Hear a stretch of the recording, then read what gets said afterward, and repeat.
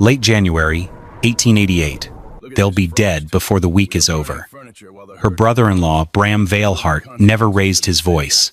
He simply closed the front door and watched the young widow Junia Veilhart and her 10-year-old daughter Elsie walk toward the old lambing barn with 2 blankets and the last of their belongings.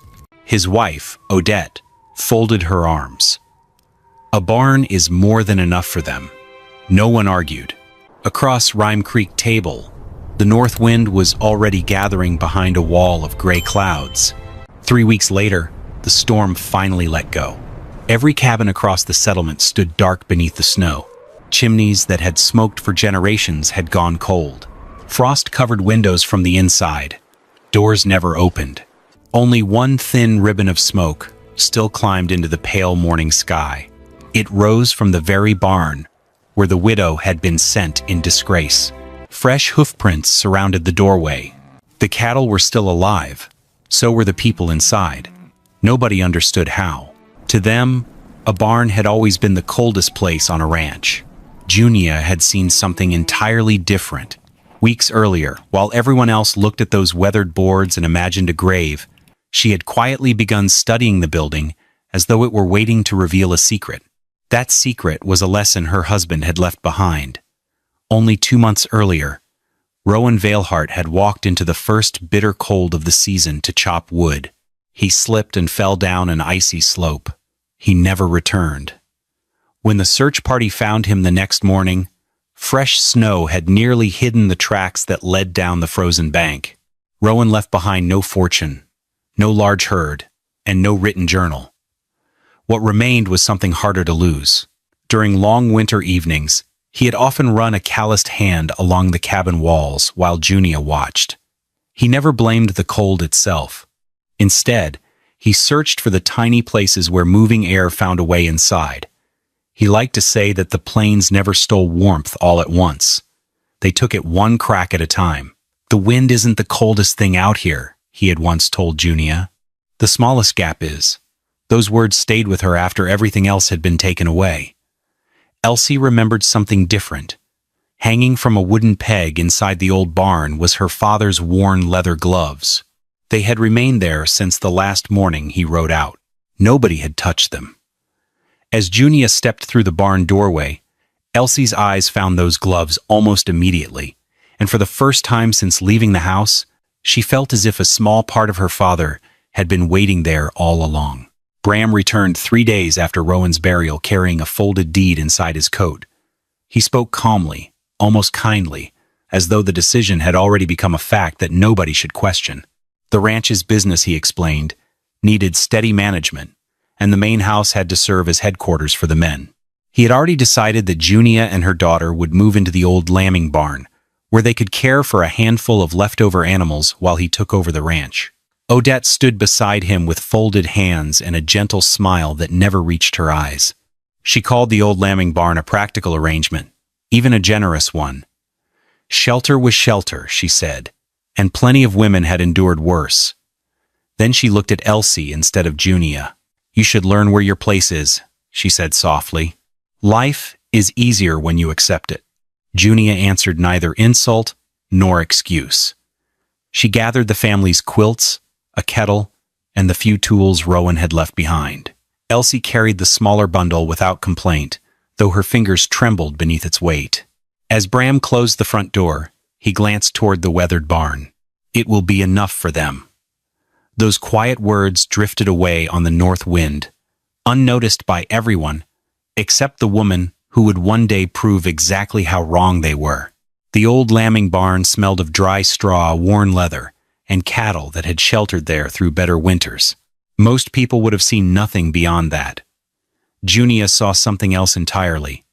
Her eyes followed every wall instead of the floor. She watched loose dust drifting through narrow cracks where the north wind slipped inside. She paused beneath the rafters, measuring the empty space that would have to be warmed if nothing changed. Then she studied the abandoned lambing pens tucked into the southeast corner, where 2 thick timber walls already blocked part of the weather. Outside, the wind kept searching for another opening. Inside, she noticed stacks of rye straw bales left from the previous season, several burlap grain sacks filled with oat chaff, and rough planks leaning against a post. None of them looked valuable on their own. Together, they began to resemble pieces of a solution. Elsie quietly followed her mother from one corner to another, waiting for instructions that never came. Junia wasn't searching for a place to sleep. She was reading the building the way Rowan had once read the sky before a storm. Her hand rested against the north wall for a long moment. Cold pushed through the boards in thin, invisible streams. That was the enemy. The temperature itself could not be stopped, but moving air could. She finally looked down at Elsie and spoke so softly that only the little girl could hear. "We only need one warm place." At that moment, the barn stopped looking like a punishment. It became a problem waiting for the right answer. Before touching another tool, Junia counted what the barn already possessed. 7 beef cattle stood along the center stalls. 2 milk cows waited near the old lambing pens.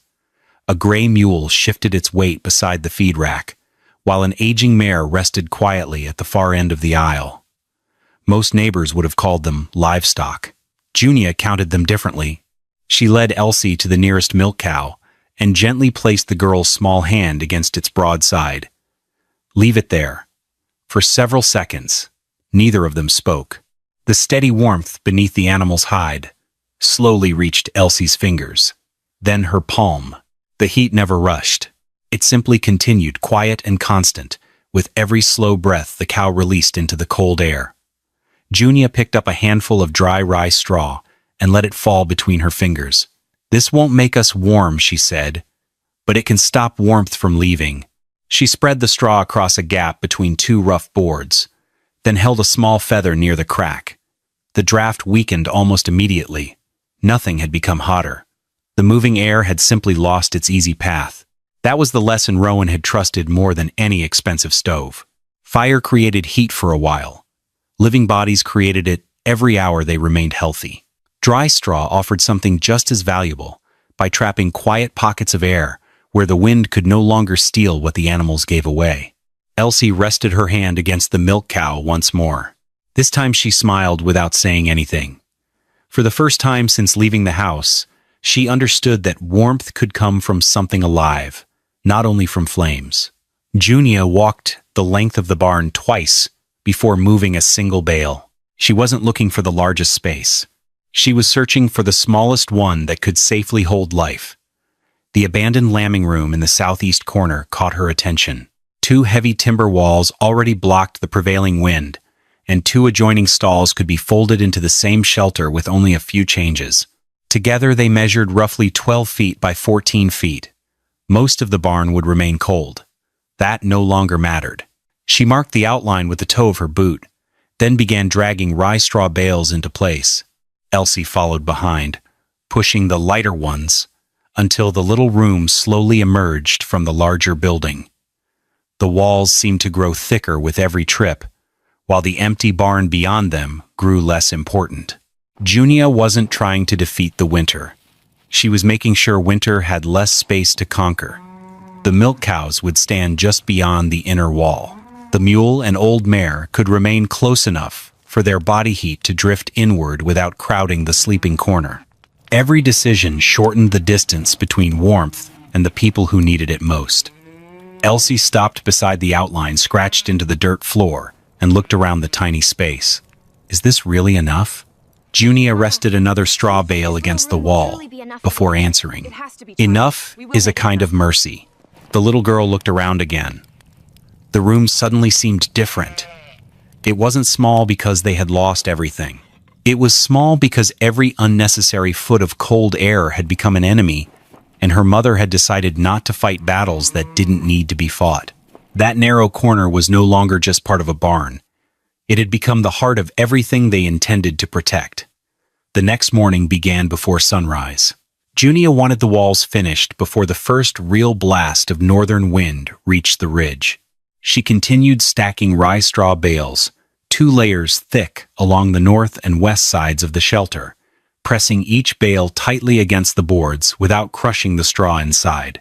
Rowan had once warned that flattened straw lost much of its value. Air trapped between the stems did the real work. Whenever a narrow gap remained, Elsie pushed burlap sacks filled with oat chaff into the opening until daylight disappeared. She carried a small piece of charcoal and marked every crack they had sealed with a short black line across the timber. By noon, the marks formed a rough map of victories around the little room. Outside, Junia turned to something most settlers hated: snow. Instead of shoveling it away from the weather wall, she packed it into a low bank stretching along the outside foundation. The drift rose only to her knees, sloping gently away from the barn. When the next gust arrived, loose snow skimmed across the smooth bank instead of swirling beneath the boards. The wind no longer struck the wall head-on. It slid upward and kept moving. Elsie stood quietly, watching her mother shape frozen snow with the back of a shovel. "I thought snow was the enemy." Junia looked over the white ridge she had just built. "It is," she answered, "until it starts working for us." The little girl reached down and packed another armful into place. For the first time in her life, she saw winter itself becoming part of a shelter instead of something that only had to be endured. By late afternoon, the walls had grown thick enough to quiet the wind, but Junia knew every trip through the doorway would still carry cold air inside. She searched the barn until she found 2 worn wool horse pads and the heavy canvas Rowan had once used to cover wagon loads during spring storms. Instead of hanging a single barrier, she suspended the canvas several feet behind the first curtain of wool. The narrow space between them formed a small airlock. Anyone entering would pass through one layer, pause for a heartbeat, then slip through the second before the outside wind could rush into the shelter. It cost nothing except a little rope and careful spacing. The sleeping area needed just as much attention. Junia laid weathered planks across short blocks of timber, lifting the bed several inches above the frozen earth. Dry rye straw filled the space beneath the platform, leaving a pocket of still air between the ground and the blankets above. Cold soil could no longer draw warmth directly from sleeping bodies. Elsie climbed onto the unfinished platform and looked toward the doorway. The old canvas swayed gently with each passing breeze. That was Father's. Junia nodded without stopping her work. "It still is." The words settled over the room as quietly as the canvas itself. Rowan's cover was no longer waiting for another wagon trip across the prairie. It had become part of the home he would never see, standing guard over the wife and daughter he had left behind.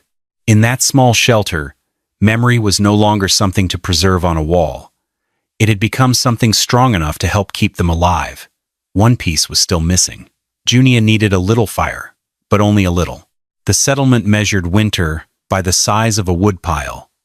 She measured it by how little heat escaped once it had been made. Leaving Elsie to watch the barn, Junia hitched the old mare to her wagon and made the bitter, freezing drive into the center of the settlement. She wasn't looking for an expensive iron stove or cords of oak. A cracked molasses barrel sat behind Larkin Mowry's feed shed beside a bent length of stovepipe that nobody wanted. Larkin, the settlement's wood seller, watched as Junia loaded both into her wagon instead of buying another stack of firewood. "That scrap won't keep you alive," he said with a laugh. "You'll be back for real fuel before the snow gets serious." Junia simply thanked him and drove away.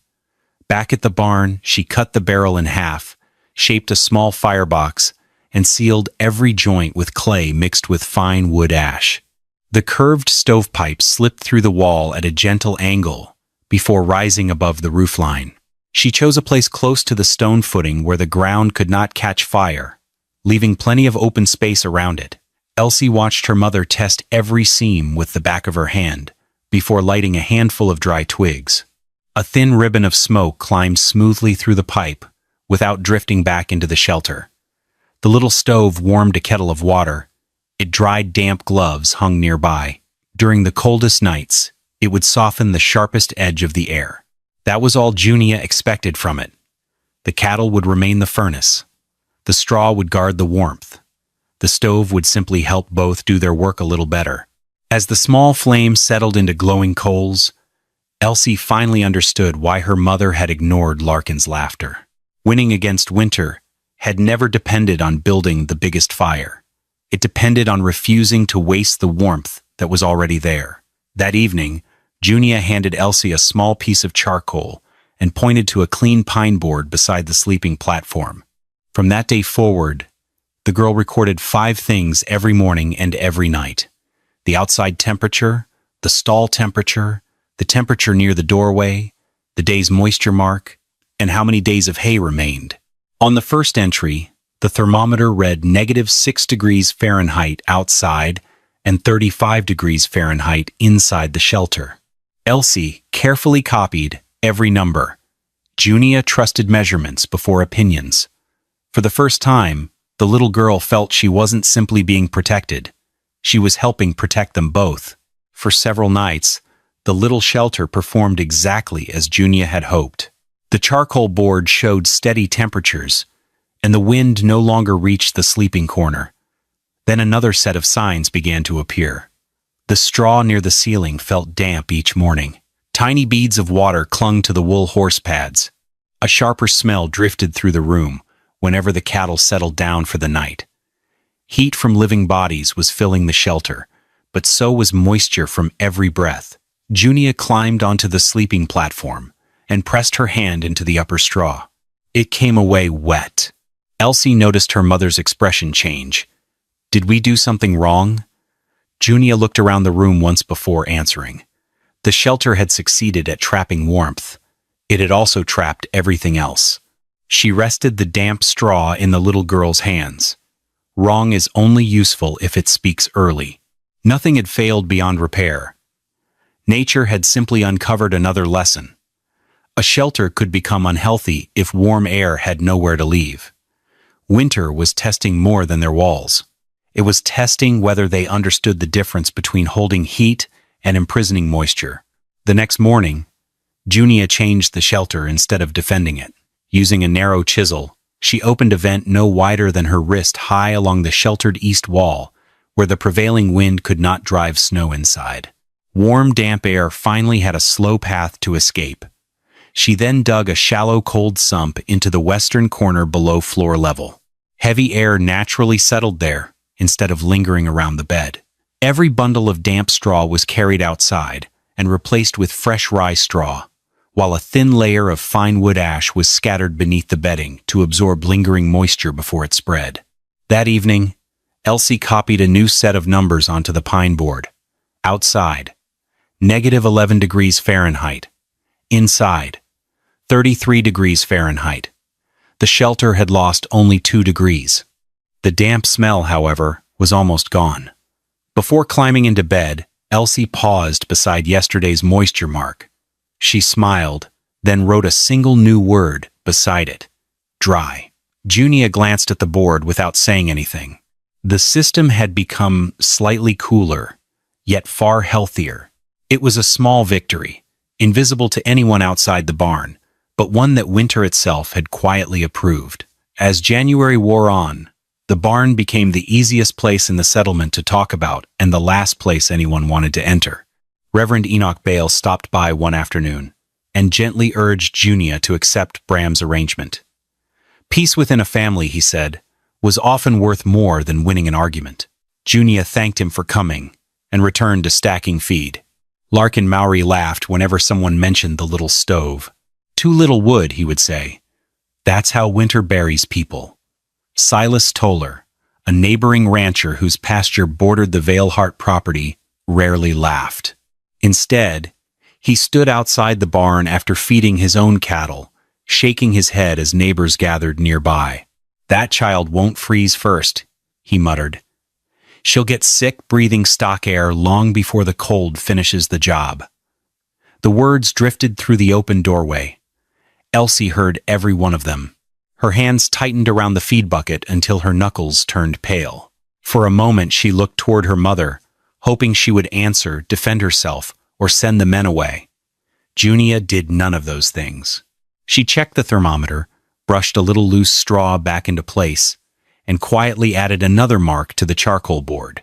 Opinions changed with every conversation. Measurements did not. Outside, the voices eventually faded into the wind. Inside, the work continued. Elsie lowered her eyes and followed her mother's example. though one thought lingered long after the footsteps disappeared.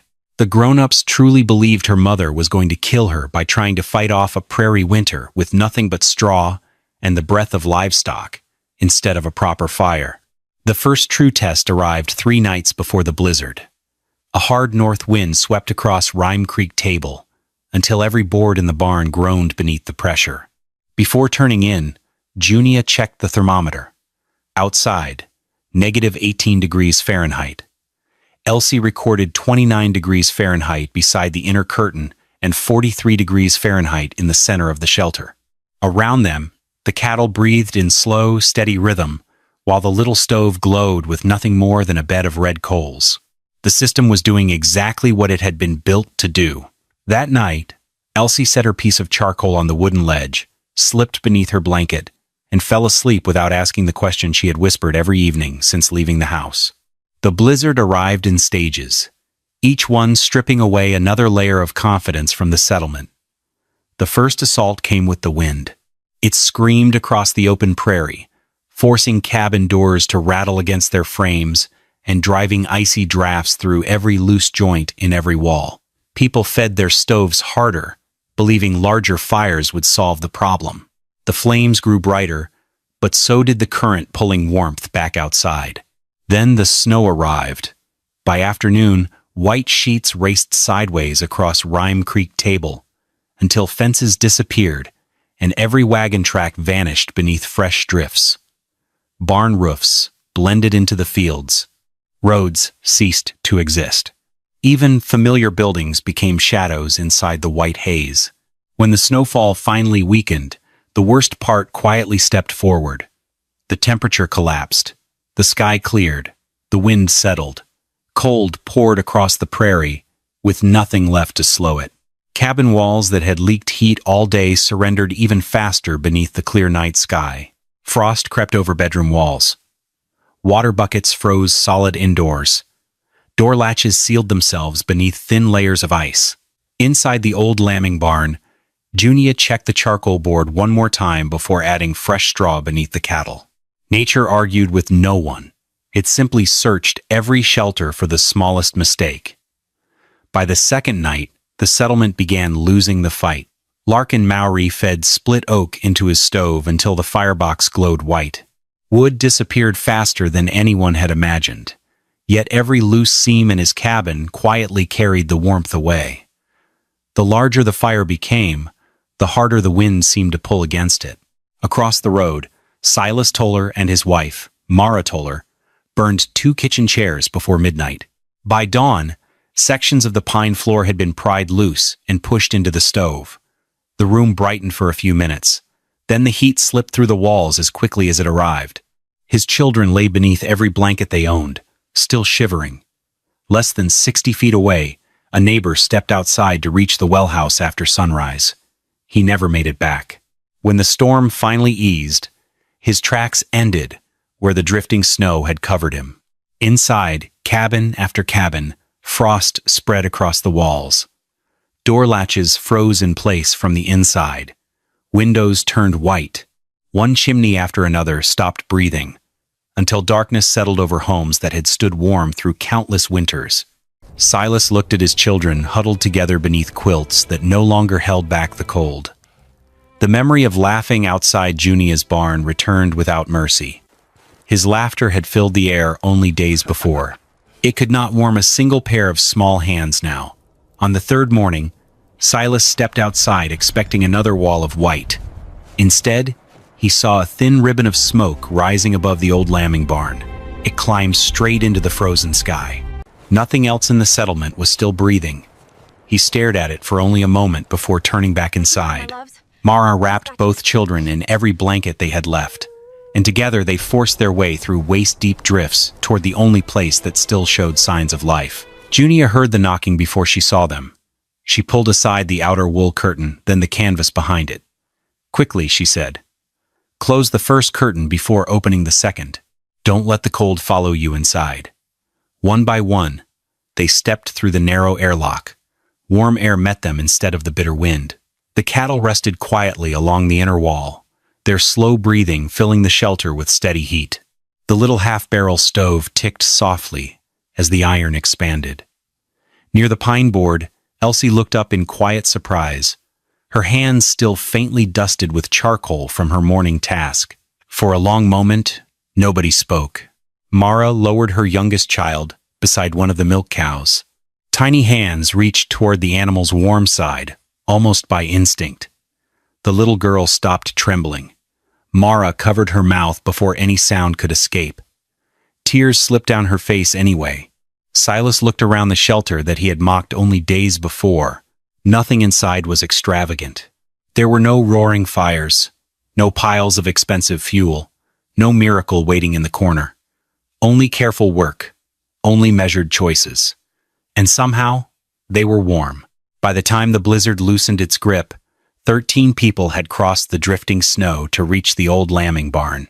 Among them were Mrs. Althea Bran, whose age left little strength for another frozen night, and Reverend Enoch Bale, the same man who had once urged Junia to accept her circumstances instead of resisting them. Junia never spoke about proving anyone wrong. She simply showed them the shelter, the small room, the straw-banked walls, the double curtain that trapped warmth between its layers, the narrow vent that carried damp air away without inviting the wind inside, the raised bed resting above dry straw, the cattle standing close enough to share their quiet heat, the little stove that warmed water, instead of trying to conquer the entire barn. While melted snow simmered inside the kettle, Elsie continued updating the charcoal board exactly as her mother had taught her. Every temperature, every moisture mark, every passing day of hay. The numbers never asked for belief. They only recorded what winter had allowed to remain true. Reverend Enoch stood before the pine board for a long time. His eyes moved from the careful rows of charcoal marks to the warm shelter surrounding them. He remembered every word he had spoken to Junia only days earlier. None of those words had kept a single family alive. The little room inside the barn had. He lowered his head without saying anything. Sometimes the strongest confession arrived without a single spoken sentence. The coldest morning arrived beneath a sky so clear it seemed made of glass. A pair of figures stood outside the barn. Bram Veilhart remained mounted for several seconds before slowly climbing down. His hands fumbled with the reins. The tips of his fingers had turned pale and stiff, no longer obeying him. Beside him, Odette wrapped a blanket tightly around her shoulders. Every word she tried to speak dissolved into a rough whisper. Their large ranch house had consumed everything that would burn. The dining table was gone. So were the bookshelves, spare chairs, and even the bed frame. Still, the warmth had slipped away through walls that could never hold it. Neither of them stepped toward the doorway. Neither called Junia's name. She drew back the outer curtain and looked at them for a long, quiet moment. Winter had already said everything that needed saying. Without taking her eyes from the pair outside, she spoke softly. "Elsie, bring another blanket." The little girl hurried to the sleeping platform and returned with one of the quilts they had carried from the house weeks before. Junia held the curtain open. "Come through one at a time," she said. "Close each curtain behind you." Bram lowered his head as he entered the shelter built inside the very barn he had once dismissed as good enough for a widow and her child. Odette followed without lifting her eyes. The nearest milk cow shifted gently, making room beside the warm wall. Junia pointed toward the empty space. "You'll be warmer there." Nothing more was said. No accusation lingered in the air. No reminder of the front door that had closed behind her weeks earlier. The silence settled more heavily than any rebuke could have. Bram stood motionless for a moment before taking the offered place. For the first time that winter, he understood that nature had overturned his judgment long before he ever reached the barn door. When the roads finally opened, people returned to the old lambing barn carrying more than gratitude. Mrs. Althea Bran spoke first. Then the Toller family. One after another, every person who had survived inside Junia's shelter told the same story. They described the warm room, the quiet cattle, the careful workmanship, and the little pine board covered with rows of charcoal marks. Elsie carried that board into the meeting with both hands. Every entry remained exactly as she had written it. The dates, the outside temperatures, the temperatures inside the shelter, the moisture notes, the dwindling hay supply, and, near the end, the growing count of people who had shared the room. It was not a speech, it was a record. Winter itself had written the conclusion between those lines. Bram listened, without interruption. When the final testimony ended, he unfolded the deed he had once used to force Junia from the house. His fingers paused only briefly before he signed the papers, transferring full control of the ranch back to her. He offered no apology, and Junia never asked for one. She accepted the document, then looked toward Elsie. The little girl searched the page until she found her mother's name. It remained exactly where her father had always believed it belonged. Nature had delivered the verdict long before that day. The settlement had simply arrived late enough to witness it. Years passed, and the ranch slowly found its rhythm again. Junia eventually built another house, but anyone expecting something grand would have been disappointed. The new cabin stood low against the prairie, its walls banked with earth, its rooms compact enough that every fire earned its keep. Nothing inside was larger than it needed to be. Every board, every doorway, and every window reflected lessons that winter had carved into memory instead of wood. Elsie grew into a capable ranch woman, yet she never forgot the charcoal board that had once hung beside their sleeping platform. Long after the numbers had faded, she still measured before she guessed, and observed before she decided. Her children learned those habits the same way she had, not from long lectures, but from quiet work repeated day after day. The old lambing barn remained where it had always stood. Junia refused every suggestion to tear it down. Each autumn she checked the straw, repaired loose boards, cleared the little vent, and tested the double curtain before the first hard freeze arrived. Neighbors sometimes smiled at the routine until another bitter winter reminded them why it mattered. On the coldest nights, travelers crossing Rime Creek Table often noticed two familiar sights in the distance. One warm window glowed from the cabin.